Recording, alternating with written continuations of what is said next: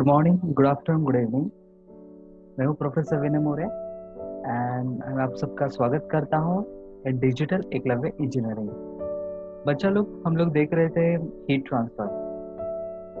Okay, और हमने अभी तक 3 मॉड्यूल्स कवर किए थे। वो बेसिकली थे कंडक्शन के ऊपर।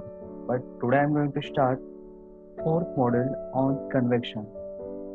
Okay, so there are 3 different derivations in theory and basically 2 types of numericals in this model. So काफ़ी छोटा मॉडल है बट न्यूमेरिकल्स काफ़ी आसान है। और थ्योरी आपको पता ही है कि 3 डेरिवेशंस करके रखो, उसमें से एक डेरिवेशन पक्का आएगा। सो विथ ऑप्शंस इसका वेटेज है 25 मार्क्स। सो 20 मार्क्स, एटलीस्ट 20 मार्क्स आपको सिक्योर करने हैं इस कन्वेक्शन के थ्रू। ओके, तो गलती से भी गलती मत करना, इसको ऑप्शन में मत छोड़ना, इसको लाइटली मत लेना। छोटा सा है, शॉर्ट एंड स्वीट है, बट इसका weightage is approximate 20 to 25 marks. Okay, तो लेट्स स्टार्ट। सबसे पहले देखते हैं इसके फॉर्मूलाज क्या क्या यूज हो गए। One is the Reynolds number. ऐसे यहाँ पे ना बेसिकली 4 टाइप के नंबर्स हैं। रेनॉल्ड्स नंबर है, नसल नंबर है, Prandtl number and Grashof number. These are the dimensionless units. Sorry, these are the dimensionless quantities. तो रेनॉल्ड्स नंबर क्या है वो देखते हैं, इसका एप्लीकेशन कहाँ पे है। So Reynolds number is nothing but it's a product of rho V L upon mu. Rho for density, V for velocity, L C for characteristic length and mu for dynamic viscosity. तो guys यहाँ पे velocity है। Velocity किसका? तो air का। तो air की velocity कहाँ पे कंसिडर होती है? पोस्ट कन्वेक्शन में।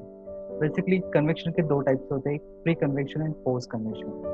मैंने एग्जांपल दिया था फर्स्ट मॉडल में। सपोज आपकी मम्मी ने आपको टी सर्व किया है, ओके, और पुराने ज़माने में आपने देखा होगा तो बड़े शौकीन लोग क्या करते थे, डिश में उसको लेके उसको कूलिंग करते थे और फिर उसको पीते थे। तो बिना फूक मारे, I am talking about pre convection. So suppose आपने काफ़ी गर्म है और आपको काफ़ी ठंडा करना है, फटाफट जल्दी ठंडा करना है। सो एक काम करो, उसको डिश में ले लो चाय को और उसको कूल होने दो, तो भी वो क्विकली ठंडा होगा। क्यों होगा? क्योंकि सरफेस एरिया इसका इंक्रीज हो गया। तो जो एडजेसेंट एयर जो था उसने उसका हीट को क्या किया? एब्जॉर्ब किया। बिकॉज ऑफ डेंसिटी डिफरेंस वो लाइट हो गया। सो जो कूलिंग एयर था, जो एडजेसेंट एयर था, तो इट विल मूव डाउनवर्ड्स, और जो हीटेड एयर था इट विल मूव अपवर्ड। सो वहाँ पे डेंसिटी डिफरेंस क्रिएट होगा और एयर का मॉलिक्यूल्स का मूवमेंट स्टार्ट होगा। तो इसको बोलते हैं pre convection. And post convection क्या होता है? सपोज आपने फैन लगा दिया, ब्लोअर्स यूज किया, या तो फिर आपने फूक मार मार के उसने अपने चाय को ठंडा किया, तो उसको बोलते हैं पोस्ट कन्वेक्शन। क्योंकि आप वहाँ पे एयर को वेलोसिटी दे रहे हो और उसको वहाँ पे भेज रहे हो कि फटाफट कूलिंग कर। तो वो ये पार्ट होता है पोस्ट कन्वेक्शन का। तो प्री कन्वेक्शन और पोस्ट कन्वेक्शन। तो यहाँ पे न्यूमेरिकल जो आते हैं, एक एग्जांपल देता हूँ कि सपोज मेरा बाइक स्टेशनरी है, ओके, वो रनिंग कंडीशन में नहीं है, मैंने उसको स्टडी कंडीशन में मैं उसको रन कर रहा हूँ, तो उसका कूलिंग कितना होगा, सॉरी उसका हीट ट्रांसफर रेट कितना रहेगा? मैं उसको 50, 60, 70 किलोमीटर के स्पीड पे अगर मैं बाइक को रन कर रहा हूँ तो इंजन का कूलिंग कितना होगा? ओके, सो जहाँ पे वेलोसिटी आती है वहाँ पे फोर्स कन्वेक्शन आता है। तो फोर्स कन्वेक्शन आता है तो आपको कौन सा फॉर्मूला यूज करना है? रेनॉल्ड्स नंबर, क्योंकि वेलोसिटी है। बाकी किसी फॉर्मूला में वेलोसिटी यूज नहीं होती है। Nusselt number N U is equal to H L C by K. Guys ये फॉर्मूला काफ़ी यूज होगा क्योंकि नसेल्ट नंबर आपको गिवन रहेगा, एल सी आप खुद निकालोगे कि आपको दिया जाएगा। नसेल्ट नंबर से आपको एच फाइंड आउट करना है और Q is equal to H S D T, क्योंकि चैप्टर क्या है? कन्वेक्शन है। और कन्वेक्शन का फॉर्मूला क्या है? Q H A S D T. तो जो H चाहिए वो आपको हमेशा कौन देगा? ये नसेल्ट नंबर देगा। फिर कॉमन स्टेप होगा Prandtl number mu C P upon K, dynamic viscosity, specific heat divide by thermal conductivity. तो ये भी यूज होता है रिलेशंस में। ग्राशॉफ नंबर, तो ग्राशॉफ नंबर का फॉर्मूला है L C cube rho square B G delta T upon mu square. Again L C for characteristic length, rho for density, beta, beta क्या होता है वो नीचे देखते हैं। जी फॉर 9.81 डेल्टा टी, वो टेम्परेचर डिफरेंस होता है फ्लूइड का एंड सरफेस एरिया का डिफरेंस होता है। Divide by mu square. तो गाइज, तो फ्री कन्वेक्शन होगा तो ग्रेशॉफ नंबर वहाँ पे यूज होता है, क्योंकि यहाँ पे कोई वेलोसिटी नहीं होती है, और जहाँ पे फोर्स कन्वेक्शन आता है वहाँ पे रेनॉल्ड नंबर यूज होता है। तो बेसिकली इनको याद रखना। आइडेंटिफाई कैसे करोगे कि फ्री कन्वेक्शन की फोर्स कन्वेक्शन, तो वहाँ पे चेक करो ग्रेशॉफ नंबर है तो फ्री कन्वेक्शन है, अगर वहाँ पे रेनॉल्ड नंबर प्रेजेंट है then it will be force convection. Okay. और एक और कंटिन्यूटी इक्वेशन अपने बचपन में सिखाया होगा मम्मी ने, M dot is equal to कितना होता है, rho A V bar, rho for density, A for cross sectional area, V for velocity. Okay. तो अभी देखते हैं मेरे ग्रेशॉफ नंबर में म्यू कहाँ से मिलता है। सपोज अगर म्यू आपको डायरेक्टली गिवन नहीं रहेगा, सपोज म्यू आपको डायरेक्टली गिवन नहीं रहेगा तो वो कैसे फॉर्म में दिया जाता है। तो म्यू इज इक्वल टू आपने सीखा होगा nu rho, mu is equal to nu rho, nu for kinematic viscosity, mu for dynamic viscosity. तो ऐसे करके भी आप म्यू फाइंड आउट कर सकते हो। Next beta. तो बीटा क्या होता है, it is inverse of TF. TF is nothing but A mean film temperature. Suppose इस पाइप में से पाइप का टेम्परेचर है टीएस और पाइप के अंदर का फ्लूइड का टेम्परेचर है टीबी। टीबी। तो फिल्म कहाँ पे फॉर्म होती है, सरफेस एरिया ऑफ फ्लूइड, इन दोनों के बीच का जो एडजेसेंट लेयर होता है, जो कॉमन लेयर होता है वो होता है फिल्म। तो टीएफ क्या रहेगा, फ्लूइड का टेम्परेचर प्लस सरफेस का टेम्परेचर डिवाइड बाय 2। तो अब आप एवरेज करना पड़ेगा तो जाके आपको टीएफ मिलेगा। बट रिमेंबर, टीएफ को आपको केल्विन में ही पुट करना है, क्योंकि यहाँ पे डेल्टा टी नहीं है, यहाँ पे टीएफ है, सिंगल टेम्परेचर है, तो केल्विन में पुट करना है। ओके। और ये डेल्टा टी कहाँ से आएगा, तो T S minus T B mean surface का टेम्परेचर डी माइनस अंदर के फ्लूइड का टेम्परेचर टी बी। ओके। तो वहाँ से delta T, so T S where T S is equal to surface temperature, T B is a bulk mean temperature. Guys sometimes कैसे होता है कि फ्लूइड का टेम्परेचर भी गिवन नहीं होता है। दे विल मेंशन कि इनलेट का टेम्परेचर इतना था टी आई, आउटलेट का टेम्परेचर है T O, then find out TB. तो टीबी कहाँ से आएगा, तो इनलेट एंड आउटलेट का क्या करोगे आप, एवरेज करोगे, then you will get TB. I hope you are getting me. Next type number 2, जहाँ पे आपको एक पर्टिकुलर समटाइम्स लेंथ पूछा जाता है, एम डॉट पूछा जाता है। मीन्स न्यूमेरिकल कैसे होता है, सपोज मुझे इतना टेम्परेचर डिफरेंस का मेंटेन करना है, मुझे मेरे फ्लूइड का एच इतना है, मेरे पाइप का सरफेस एरिया इतना है, तो गाइज मुझे बताओ कि मैं कितना लेंथ रखूँ तो जाके मुझे इतना टेम्परेचर डिफरेंस मेंटेन होगा, या तो फिर मैं मास फ्लो रेट कितना रखूँ तब जाके मुझे डिजायर्ड आउटपुट मिलेगा। तो ऐसे केस में आपको एक डेरिवेशन सॉरी एक इक्वेशन आपको यूज होगा। वो क्या होगा, सपोज एक पाइप है, ये पाइप आइदर वो हीट रिजेक्ट करेगा या तो फिर एब्जॉर्ब करेगा, बट वो शेयर किसके साथ होगा, अंदर वाले फ्लूइड के साथ। तो बाहर का पाइप है मीन सरफेस है, सॉलिड है, अंदर क्या है, फ्लूइड है, दोनों के बीच में क्या होगा, कन्वेक्शन। तो Q convection is nothing but क्या रहेगा, कितना हीट एब्जॉर्ब हुआ या तो फिर कितना हीट रिजेक्ट हुआ। तो क्यू कन्वेक्शन का फॉर्मूला हमें पता है, Newton law of cooling, H S delta T. तो H A S delta T means T S minus T B, और क्यू एब्जॉर्ब कितना हुआ और कितना रिजेक्ट हुआ वो क्या रहेगा, M C P delta T. Okay. So inner का फ्लूइड या तो फिर आउटर का फ्लूइड जो भी मैक्सिमम होगा माइनस मिनिमम करेंगे। तो याद रखना क्यू कन्वेक्शन का होता है एच एस डेल्टा टी, और हीट एब्जॉर्ब हीट रिजेक्शन का कितना होगा, M C P delta T. Next अभी कैरेक्टरिस्टिक लेंथ लेते कहाँ से वो देखना है हमें। तो गाइज हमने इसके पहले कंडक्शन देखा है, तो कंडक्शन में हमने एलसी कहाँ से यूज किया था, volume upon surface area use किया। वॉल्यूम अपॉन सरफेस एरिया हम यूज करते थे कंडक्शन में, बट यहाँ पे कैरेक्टरिस्टिक लेंथ का फॉर्मूला यूज करने से पहले आपको उसका ऑब्जेक्ट देखना पड़ेगा। तो फर्स्ट बात करते हैं हॉरिजॉन्टल पोजीशन की। सपोज एक क्यूब है जिसका साइड है ए, तो यहाँ पे आपको क्या करना है, बेसिकली लेंथ प्लस विड्थ का एवरेज लेना है। तो लेंथ और विड्थ तो यहाँ पे सेम ही है, तो ए प्लस ए डिवाइड बाय 2, तो twice A divide by 2 that is a. Next उसका लेंथ है बी, उसका विड्थ है ए, हाइट तो मैंने कंसिडर ही नहीं किया बट उसकी जरूरत भी नहीं है, L C is equal to A plus B divide by 2। Suppose horizontal disc है तो उसका कैरेक्टरिस्टिक लेंथ क्या रहेगा, 0.9 outer diameter capital D. Outer diameter इसलिए क्योंकि नीचे भी एक सेम सिमिलर ऑब्जेक्ट है, तो उसको क्या होल है, having a diameter small D. तो भी मेरा फॉर्मूला चेंज नहीं होगा, मेरा एलसी कितना रहेगा, 0.9 आउटर डायमीटर डी। तो ये शब्द आपको याद रखने हैं। सपोज एक हॉरिजॉन्टल पाइप है, तो पाइप का एलसी कितना रहेगा, तो मैंने यहाँ पे एरोज दिखा है कि आपको क्लिक हो जाए। तो यहाँ पे क्या है, L C is equal to D, क्योंकि मैं ऐसे हॉरिजॉन्टली देखता हूँ तो मुझे उसका डायमीटर दिखता है, तो L C is equal to D. Guys ये मेरा लॉजिक है, क्योंकि बाहर करना मतलब हर चीज़ तो एज इट इज बाहर नहीं होगी, उसके पीछे कुछ तो लॉजिक लगाना पड़ेगा, तो जाके वो इजीली बाहर हो सकता है। स्फीयर का कहीं से भी देखो आपको डायमीटर के अलावा कुछ पैरामीटर दिखेगा ही नहीं, तो L C is equal to D. तो यहाँ पे जो है एक एनुलर पाइप है, outer diameter D, inner diameter small D. तो यहाँ पे क्या किया है, outer area minus inner area, outer area minus inner area, sorry area, right. तो pi by four D square minus pi D, और कॉमन वेटेड एरिया, कॉमन मतलब अंदर का डी। तो पाई पाई कैंसिल हो गया, capital D square minus small D square upon D. तो ये फॉर्मूला भी उतना इंपॉर्टेंट है, क्योंकि ये यूज होगा न्यूमेरिकल्स में। अगर वर्टिकल पोजीशन की बात करते हैं, तो वर्टिकल पोजीशन में आपको क्या करना है, वर्टिकल डायमेंशन को कंसिडर करना है। तो यहाँ पे सामने देखो जो ऑब्जेक्ट है, जिसको हाइट कितना ए, विड्थ कितना बी, बट मुझे वर्टिकल डायमेंशन में वर्टिकल ही डायमेंशन को कंसिडर करता हूँ। सो वर्टिकल पोजीशन का क्या डायमेंशन है, वर्टिकल ए, तो L C is equal to A. Vertical disc है तो उसका डायमीटर डी, यहाँ पे वर्टिकल डायमेंशन क्या है, एच है। वही हॉरिजॉन्टल में होता तो उसका डायमीटर डी होता, सॉरी एलसी क्या होता, डी होता, बट यहाँ पे वर्टिकल पोजीशन में है इसलिए उसका एच है।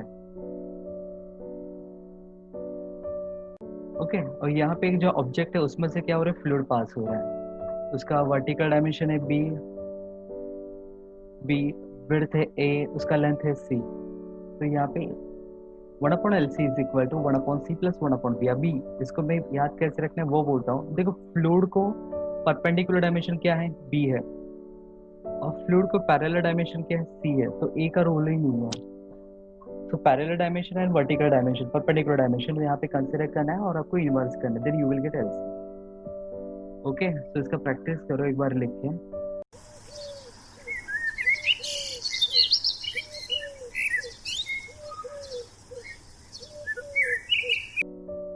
तो अभी देखते हैं न्यूमेरिकल्स में कि यहाँ पे इसका यूज कैसे होता है।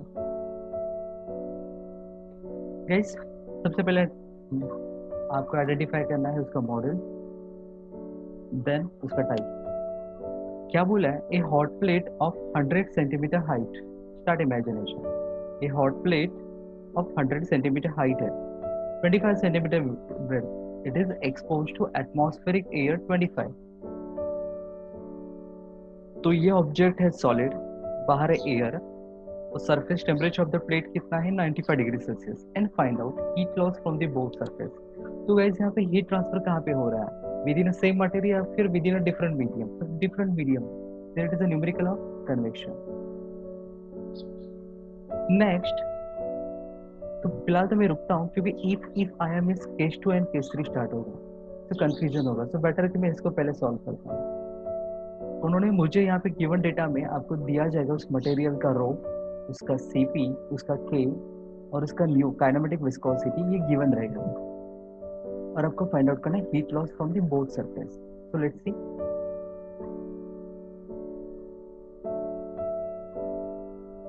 तो वर्टिकल डायमेंशन तो एच और विड्थ बी, एच और बी गिवन है। फिर उन्होंने बोला है एयर का टेम्परेचर कितना है, 25 डिग्री सेल्सियस। तो एयर को हम क्या बोलते हैं, टीबी। ओके, क्योंकि फ्लूइड है ना, तो हम टीबी बोलेंगे उसे, 25 डिग्री सेल्सियस। तो उसको मैंने कन्वर्जन करके लिया केल्विन में। सरफेस का टेम्परेचर गिवन था 95 डिग्री सेल्सियस। ओके, और थर्मल फिजिकल प्रॉपर्टीज ये गिवन रहेगा, rho KG per metre cube, CP kilo joule per KG kelvin, watt, ये सब कुछ दिया जाएगा। और ये देखो गाइस, ये वैट में है, ये मीटर स्क्वायर में है, केजी में है, ये किलो जूल में है, तो उसको यूज करते वक्त जूल में कन्वर्ट करके लेना। सो 10⁻³ करके यहाँ पे लेना है। तो यहाँ पे लिखता हूँ मैं 10⁻3, otherwise as it is put करेंगे तो गलत हो जाएगा।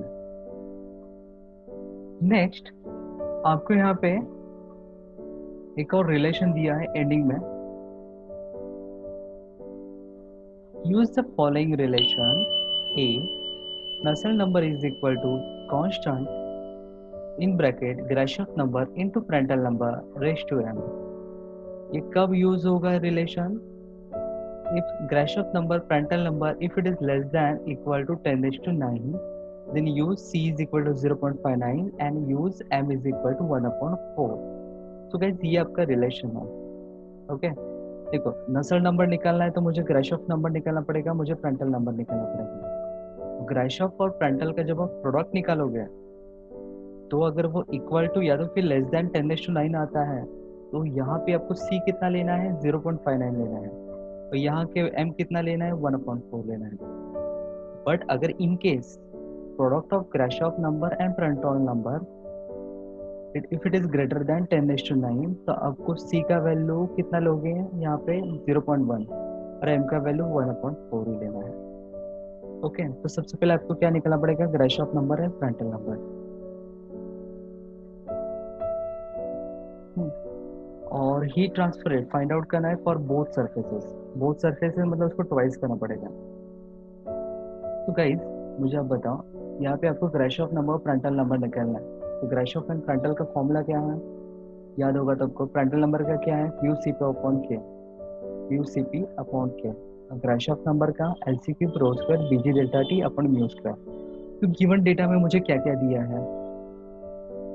रो दिया है, सीपी दिया है, के दिया है, म्यू दिया। मुझे म्यू दिया है क्या? डायनामिक विस्कोसिटी नहीं। म्यू कहाँ से मुझे मिल सकता है? म्यू रो। तो सबसे पहले ऑब्जेक्ट देख के, ऑब्जेक्ट देखो कैसा है? वर्टिकल प्लेट है। तो वर्टिकल प्लेट का वर्टिकल पोजीशन का वर्टिकल डायमेंशन आपका क्या होता है? एलसी होता है। तो एलसी यहाँ पे क्या आ गया? h, that is 1 metre. Next मुझे आगे जाके ग्रेशॉफ नंबर निकालना है। ग्रेशॉफ नंबर का फॉर्मूला एलसी क्यूब। तो एलसी हो गया। रो गिवन है, बीटा निकालना है। बीटा कहाँ से आएगा? तो बीटा होता है 1/TF इनवर्स। और TF कहाँ से आता है? फ्लूइड का temperature means TB plus surface का टेम्परेचर डिवाइड बाय 2। तो TB दिया है क्या गिवन डेटा में? यस 25। TS भी दिया है। दोनों का एवरेज करो, आपको क्या मिलेगा? TF मिलेगा। बट वो केल्विन में पुट करना है और फिर उसका इन्वर्स करना है, then you will get beta. Okay G कितना होता है? 9.81। डेल्टा टी, डेल्टा टी कहाँ से आएगा? TS माइनस TB से। तो TS कितना है? 95 माइनस TB कितना है? 25। तो आपको डेल्टा टी कहाँ से आएगा? TS माइनस TB करते हैं। म्यू, म्यू दिया है क्या डायरेक्टली? नहीं। बट म्यू क्या होता है? म्यू रो। तो म्यू दिया था, रो दिया था, प्रोडक्ट निकाला, म्यू फाइंड आउट किया। तो गाइस आपको मिल जाएगा ग्रेशॉफ नंबर। फाइन। अभी क्या बचा है? Prantl number. प्रेंटल नंबर क्या होता है? Mu CP upon mu CP upon क्या? तो गाइस म्यू हमने अभी जस्ट निकाला था, सीपी गिवन है, के गिवन है। सो मुझे प्रेंटल नंबर मिलेगा। फिर मैं काम करता हूँ, दोनों का प्रोडक्ट निकालता हूँ। दोनों का प्रोडक्ट निकाला तो मुझे वैल्यू आया 3.99 इंटू 10⁹ और यहाँ पे क्या बोला था? If it is greater then 10⁹, तो मुझे सेकेंड कंडीशन सेटिस्फाई हुआ, क्योंकि 10⁹ मतलब यहाँ पे 3 पॉइंट मतलब ऑलमोस्ट 4 इंटू 10⁹ है। तो this value is greater then 10⁹। तो मुझे C यूज करना है 0.1, M यूज करना है 1/4 और GRPR तो ऑलरेडी निकाल चुके हैं। देन यू विल गेट नसल नंबर। ओके तो सब कुछ पुट किया, C पुट किया, GRPR यहाँ का प्रोडक्ट पुट किया, M का वैल्यू 1/4 सेलेक्ट किया, देन यू विल गेट नसल नंबर। पर नसल नंबर का यूज क्या है? नसल नंबर का फॉर्मूला क्या था? HLC upon K। गाइस आपको LC पता है, आपको K पता है, आपको म्यू पता है, then you will get H। और H का यूज कहाँ पे होता है? यहाँ पे होता है। तो हमेशा MU का काफ़ी ज़्यादा एहसान रहेंगे हम पे, क्योंकि वो हमें H देगा और H से हमें Q मिलेगा। सो Q केस 1 है इसलिए मैंने Q1 बोला, HAS TS minus TB delta T। तो गाइस यहाँ पे गलती मत करना सरफेस एरिया चूज करने में। यहाँ पे प्लेट था तो length into width, sorry height into width, but both surface बोला है इसलिए इंटू 2 करना है। TS पता है, TB पता है, H आपको मिला है, पुट करो, Q1 निकालो, बैठना। ओके समझा है? क्या किया? सबसे पहले ग्रेशॉफ नंबर निकाला, प्रेंटल नंबर निकाला, दोनों का प्रोडक्ट चेक किया, कौन सा कंडीशन सेटिस्फाई होता है तो मुझे C मिलेगा, M मिलेगा। उन दोनों को यूज करो, नसल नंबर फाइंड करो, फिर नसल नंबर का फॉर्मूला यूज करके H निकालो, फिर H का फॉर्मूला Q में डाल के Q निकालो। ये प्रोसीजर हर न्यूमेरिकल में सेम रहेगा। अभी केस 2 में क्या होता है, if the height, okay case 2 है, if the height of the plate is reduce to 50 centimetre. Initially कितना था हाइट, 100 था, रिड्यूस किया 250 सेंटीमीटर, मतलब मेरा क्या चेंज हुआ, एच चेंज हुआ। Width is increase by 15, initially कितना था 25, 25 प्लस 15 करो कितना मिलेगा 50 डिग्री सेल्सियस, सॉरी 50 सेंटीमीटर। तो इस बार डायमेंशन चेंज हुआ, एच हुआ 0.5 और बी 25 प्लस 15 तो 40 सेंटीमीटर, सो 0.4 मीटर। तो आपका एल सी कितना आएगा, वर्टिकल हाइट 0.5 मीटर। तो आपका एल सी यहाँ पे चेंज हुआ, ओके बाकी कुछ भी नहीं बोला, मतलब मटेरियल सेम रहेगा, मतलब ये सारी प्रॉपर्टी सेम रहेगी, सिर्फ यहाँ पे आपका एल सी चेंज हुआ। तो आपको क्या करना है, हीट लॉस फाइंड आउट करना है फॉर बोथ सरफेस। तो अगेन यहाँ पे हीट लॉस चेंज हुआ है, तो ग्राशॉफ भी चेंज होगा, क्योंकि यहाँ पे ग्राशॉफ किस पे डिपेंड है, एलसी पे डिपेंड है। तो आपका एलसी चेंज हुआ है, बट रो चेंज नहीं हुआ, बीटा चेंज नहीं होगा, जी चेंज नहीं होगा, डेल्टा टी चेंज नहीं होगा, म्यू भी चेंज नहीं होगा। तो चेंज क्या होगा, सिर्फ एलसी, एलसी चेंज हुआ इसलिए आपका ग्राशॉफ नंबर भी चेंज होगा। बाकी Prantl number mu CP upon क्या, ये तो प्रॉपर्टी चेंज नहीं होने वाला है, क्योंकि मटेरियल प्लेट का वही है, एयर का भी वही है। तो म्यू सीपी अपॉन क्या आपका केस 1 का चल जाएगा। ओके अगेन क्या करो, दोनों का प्रोडक्ट निकालो और चेक करो, वो कितना आया 4.99 into 10⁸ which is less than 10⁹9। ये क्या 10⁹9 से कम है। तो इस बार मैं सी कितना लूंगा, यहाँ पे 0.59 और एम कितना लूंगा 1/4, और यहाँ पे पुट करूंगा और फिर क्या निकालूंगा, नसल नंबर। ओके नसल नंबर मुझे मिला 18.18, बट नसल नंबर क्या है, एच एल सी अपॉन क्या है। सो नसल नंबर पता है, एल सी मुझे पता है, के मुझे पता है, आई will gate H. Again H यहाँ पे पुट करो, क्यू निकालो, H H delta T. Surface area भी चेंज होगा, क्योंकि हाइट चेंज हुआ है, विड्थ चेंज हुआ है, और ट्वाइस किया क्योंकि both surface area, T S T भी तो सेम था। एच मुझे यहाँ से मिला था, मैंने पुट किया, then I will get Q two. तो इनिशियली कितना था ये 25.509, और अभी कितना हुआ 142। मीन्स अगर मैंने उसका डायमेंशन लेस कर दिया तो उसका हीट ट्रांसफर रेट इंक्रीज होगा। अभी case 3, if the plate is horizontal, guys अभी तक प्लेट क्या था, वर्टिकल था, बट अभी क्या है, वो हॉरिजेंटल है, with same dimension as that of case 1। तो केस 1 का डायमेंशन क्या था, हाइट, मतलब इस बार लेंथ उसका 100 सेंटीमीटर होगा और उसका विड्थ 25 सेंटीमीटर है, बट इस बार प्लेट को आपको कैसे पकड़ना है, हॉरिजेंटल में। ओके बाकी सेम, आपको heat transfer rate find out करना है। ओके और हॉरिजेंटल में हमें पता है, हॉरिजेंटल में एलसी क्या होता है, width plus length divide by 2। तो LC is equal to A plus B divide by 2। So LC change होगा तो जीआर चेंज होगा, बट प्रेंटल नंबर का कोई हाथ नहीं लगाएगा, क्योंकि म्यू सीपीओ केक तो चेंज नहीं हो रहा है। फिर वापस से आप क्या करोगे, जीआर पीआर निकालोगे, again 9.748 into 10⁸8 which is less than 10⁹9। तो आप क्या करोगे, ये dimension C is equal to 0.59, M is equal to 1/4 को चूज करो और नसल नंबर फाइंड आउट करो। ओके वो कितना आया 104.2। नसल नंबर को यूज करके आप एच को फाइंड आउट करो, फिर एच को यहाँ पे पुट करो, Q3 फाइंड आउट करो। ओके तो प्रोसीजर वही सेम रहेगा, रिपीट होगा। और फाइनल में उन्होंने क्या बोला है, what is the percentage change in heat loss, percentage change in heat loss. Okay तो इनिशियली केस 1 में कितना था, इनिशियली केस 1 में था 25.509 और अभी कितना आया 169.23। ओके तो अगर मैं सेम प्लेट को, अगर मैं हॉरिजॉन्टली अगर उसको एयर में कंसिडर करता हूँ, तो हीट ट्रांसफर रेट इंक्रीज हुआ। ओके इनिशियली 25 था, अभी 169, मतलब सिर्फ उसका पोजीशन चेंज हुआ तो इतना चेंज हुआ। So find a percentage of heat loss. So percentage of increasing heat loss is equal to maximum value minus minimum value divided by minimum value. ये फॉर्मूला आपको पता है। तो यहाँ पे मैक्सिमम कितना है 169, मिनिमम वैल्यू कितना है 25। तो डिवाइड बाय Q1 किया into 100, then you will get कि 563 परसेंटेज से वो क्या हुआ, इंक्रीज हुआ। तो गाइस ऐसे टाइप के न्यूमेरिकल्स आते हैं। ओके, तो यहाँ पे आपका इमेजिनेशन पावर स्ट्रांग होना चाहिए, कैलकुलेशन में मिस्टेक्स नहीं होना चाहिए, बाकी प्रोसीजर सेम है।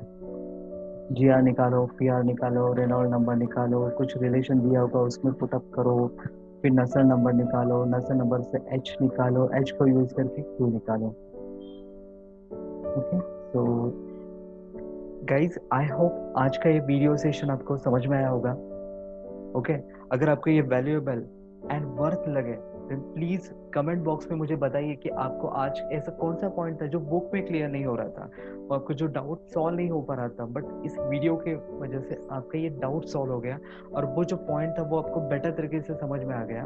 देन प्लीज मुझे इन्फॉर्म कीजिए, क्योंकि आपका ही इनकरेजमेंट मुझे एक्साइट करेगा न्यू वीडियोस बनाने के लिए। ओके, और अगर आपको कुछ सजेशन भी है, अगर कुछ आपको डाउट्स भी है, तो भी कमेंट बॉक्स में मुझे कमेंट करके मुझे इन्फॉर्म कीजिए कि तो मैं उसके ऊपर काम कर सकता हूँ। आपके सजेशन के ऊपर काम करूंगा तो मैं और भी ज्यादा इम्प्रूवमेंट कर सकता हूँ। Okay, so please comment box में मुझे कमेंट करके बताइए कि क्या आपको समझ में आया, क्या आपको डाउट्स है, क्या इम्प्रूवमेंट्स होने चाहिए, तो वो सारी चीजें शेयर करो। And one more thing, last reminder, कि अगर इस चैनल को, डिजिटल एकलव्य इंजीनियरिंग चैनल को अगर अभी तक आपने सब्सक्राइब नहीं किया है देन प्लीज सब्सक्राइब करो, बेल आइकन को प्रेस करो। और हमारा जो इंस्टाग्राम पे है डिजिटल एकलव्य इंजीनियरिंग में, हमारी जो वेबसाइट है, वेबसाइट पे हमने सारी वीडियोस, सारे नोट्स मैंने वहाँ पे फ्री ऑफ कॉस्ट अवेलेबल करके दिए हैं। इवन टेक्स्ट बुक के वीडियोस भी मैंने वहाँ पे कुछ शेयर किए हैं, तो उसका भी बेनिफिट आपको लेना है। सिर्फ आपको ही नहीं लेना है, तो वो सारे लिंक्स को आपको आपके फ्रेंड्स के साथ शेयर भी करना है। ओके, सो यहाँ पे सब कुछ फ्री ऑफ कॉस्ट हो रहा है। आपको एक सिंगल रुपीज भी आपको पे नहीं करना है, बस आपको डेडिकेशन से आपके घर पे बैठ के आपको स्टडी करना है। ओके, इतना तो पक्का कर सकते हैं हम। Okay, have a nice day, good bye, take care, bye bye.